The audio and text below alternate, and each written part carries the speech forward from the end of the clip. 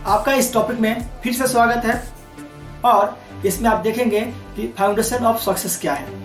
ठीक है, सक्सेस के लिए वो क्या क्या टूल्स है जो कि रिक्वायरमेंट होता है, आपको ज़रूरत होता है।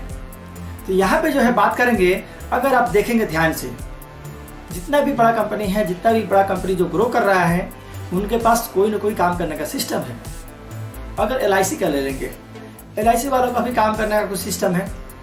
ठीक है, अगर ऑफलाइन बिजनेस में पेट्रोल पंप का ले लेंगे, उनका भी एक काम करने का सिस्टम है।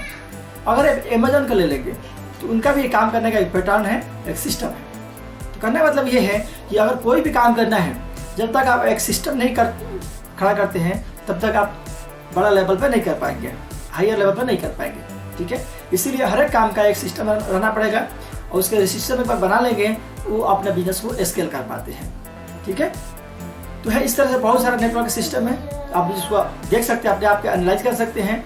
ठीक है, और कोई भी सिस्टम को सीखने के लिए, जैसे मान के लिए एग्जांपल के तौर पे, अगर आप स्टडी किया, आपने कहीं से भी कोई भी क्लासेस लिया होगा या आपने एजुकेशन लिया होगा, तो बुक्स में तो सारा इन्फॉर्मेशन रहता है, आपको पढ़ने भी आता था, तो क्यों नहीं आप खुद से ही पढ़ के अपना एग्जाम दे लिए, या आप खुद से पढ़ के पास हो गए।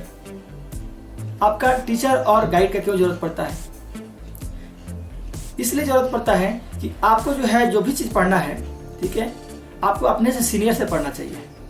ठीक है, इसलिए कि उसको पता है उस काम को कैसे करना है, कैसे जल्दी से जल्दी करना है। इसीलिए जो है अपना सीनियर को हायर करते हैं, या अपने जो भी टीचर रहता है उसको आप हायर करते हैं, उससे आप सीखते हैं, उससे आप समझते हैं। तो इसी तरीक़ा से जो भी सिस्टम आपको सीखना है, तो आपको क्या करना पड़ेगा, उस सिस्टम को जो लोग कर रहा है उस लोगों से आप सीखिए। ठीक है, अगर कोई डॉक्टर से कुछ सजेशन लेना है डॉक्टर के बारे में, तो उससे जाके पूछिए क्या है, कैसा है।